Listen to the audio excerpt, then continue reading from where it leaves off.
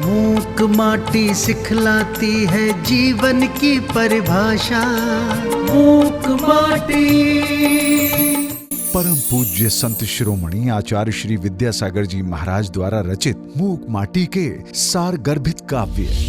प्रकृति और पुरुष के सम्मिलन से, विकृति और कलुष के संकुलन से भीतर ही भीतर सूक्ष्मतम तीसरी वस्तु की जो रचना होती है, दूरदर्शक यंत्र से दृष्ट नहीं होती, समीचीन दूरदृष्टि में उतर कर आती है, यह कार्मिक व्यथन है मां। प्रकृति और पुरुष के सम्मिलन में से, विकृति और कलुष के संकुलन से भीतर ही भीतर सूक्ष्मतम तीसरी वस्तु की जो रचना होती है, दूरदर्शक यंत्र से दृष्ट नहीं होती, समीचीन दूरदृष्टि में उतरकर आती है, यह कार्मिक व्यथन माँ।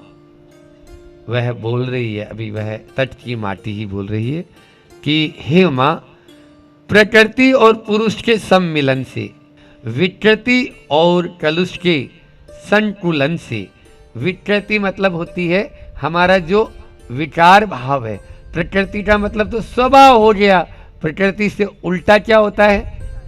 विकृति, विकार।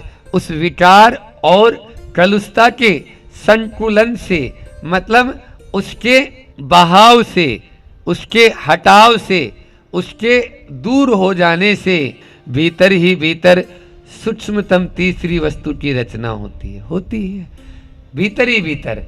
अंदर में जब अनुभूत होता है तो तीसरी वस्तु की रचना होती है। वह दूरदर्शक यंत्र से दृष्टि नहीं होती, दूरदर्शन से नहीं देखी जाएगी, ये अनुभूत की बात है।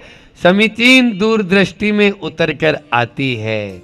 समीचीन मतलब सम्यक, राइट, उस दृष्टि में उतर कर आएगी जो आस्था की दृष्टि कहलाती है, जो सम्यक दर्शन कहलाता है, जो दृढ़ विश्वास कहलाता है। कार्मिक व्यथन है, ये अपने ही कर्म की यदि व्यथा है, अपने ही जो बांधा हुआ कर्म है उसकी सबकी व्यथा है। ये माँ, आपने जो कहा वह बिल्कुल सही कहा है।